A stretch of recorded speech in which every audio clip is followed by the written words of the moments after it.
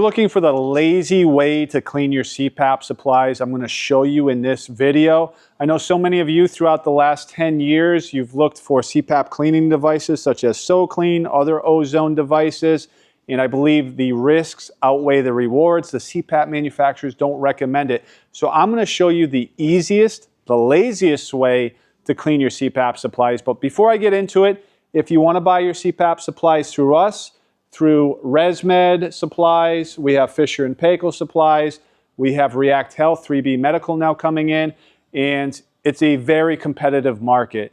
In order for us to compete in the market, you have to text us at 413-200-4191 and ask what type of pricing you can get, because all the CPAP manufacturers have minimum advertised pricing and we're not allowed to advertise the low prices. So let's get right into it.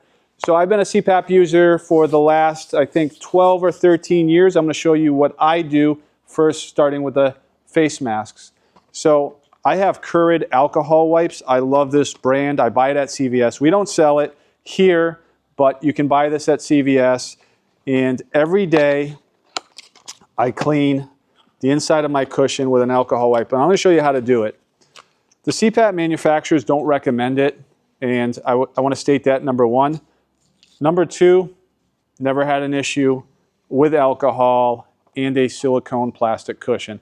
So what I like to do is I like to start on the inside, go right in there, work the alcohol wipe to the outside, and then finish on the outside of the cushion. What's good with this isopropyl alcohol is it dries really fast. You can give it about 30 seconds to a minute before you go to bed, or you can do it every morning, and this mask has been disinfected with an alcohol wipe versus a regular wipe or anything else.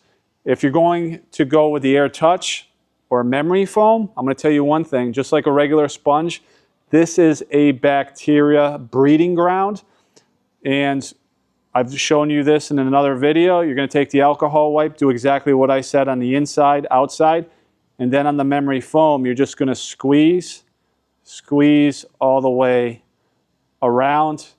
And that's going to get that isopropyl alcohol soaking in that memory foam and killing any bacteria that came from your skin.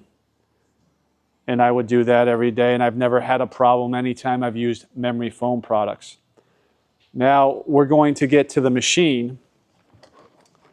About once a month, every 2 months, this AirSense 11, the back of the filter panel is broken off, but you want to replace the filter at least every 2 weeks to a month. If you have pets, I would go every week to 2 weeks, because pet dander, pet hair can end up anywhere, and it usually ends up in my CPAP machine every week to 2 weeks where I got to change out that filter.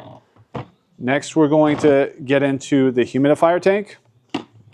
If you don't have distilled water, I use bottled water, but you have to remember bottled water will still have minerals in it where it's going to form a biofilm over time, where you're going to get bacteria and possibly mold on it. But every morning, what I want you to do is I want you to empty out the tank. And on my sink, I just let it drip dry through the day like that. So when I come home, it's completely dry. And I would say once a week, once every few weeks, you can put this on the top shelf of your dishwasher. ResMed has two types of tanks it sells, and I don't know the difference, and I have not seen any instructional manuals that tell us the difference between a basic humidifier and a dishwasher safe humidifier. But my wife and I at home, we put this on the top shelf of the dishwasher every week to 2 weeks, and we've never ever had an issue. Okay, when it comes to the hose, once every week, 2 weeks, I'm going to be honest with you, sometimes I go a month without cleaning this, but luckily I've had no problems. I haven't gotten sick from my CPAP machine. And you're going to take a Dawn like this, and you just need a little bit. You just need maybe 1 drop. I'm just going to basically put 1 or 2 drops right at the top there. You're going to want warm water.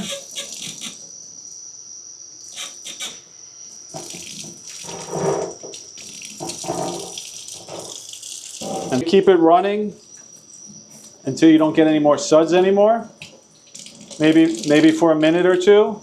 I'll show you a little trick to drying this. Not too many people know this trick, but I think many of you are going to like it, and I will challenge anybody that this is the most efficient way to dry the inside of your CPAP tubing. Most people are taught by their therapist or their DME to just hang this up and let it drip dry in the shower, you know, throughout the day. But I'm going to show you a faster, more efficient way. You're going to take your wet hose, you're going to plug it in the back of your machine, and what you're going to do is you're going to turn the power on, and you're just going to let it air blow for 30 minutes to 45 minutes, and it's going to completely dry. If you have a heated tubing, it's going to heat up too. It's going to help remove a lot of that moisture, and that's it with the tubing. So there's another part in the machine I want to show you. It's in the AirSense 10. We did a video in the past. You're going to want to remove the humidifier in the hose.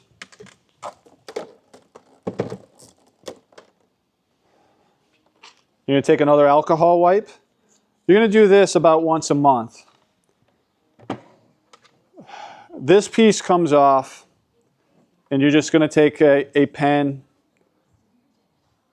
or your finger if it's long enough, and you're just going to go up and down with the alcohol wipe on the inside. You're going to go around the silicone, inside the silicone, and I'm going to use the other side, and I'm just going to get the back wall in here. I'm going to get inside where the blower, the air is coming out.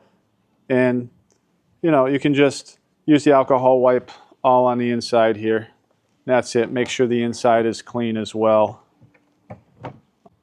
Out of curiosity, do your parents use a dishwasher, or do they hand wash their dishes? Hand wash them. Yeah, the old school does it. So do my grandparents. I told you, the generation behind, they hand wash them, man. Yeah. That's it, everybody. If you have any cleaning tips, please put it in the comments section. And as we approach 100,000 subscribers, I just want to thank everybody. We're going to be doing a big giveaway once we hit 100,000 subscribers. So make sure you hit notifications. Make sure you hit like. And if you want to comment below, we'd love to hear from you. God bless you, everybody.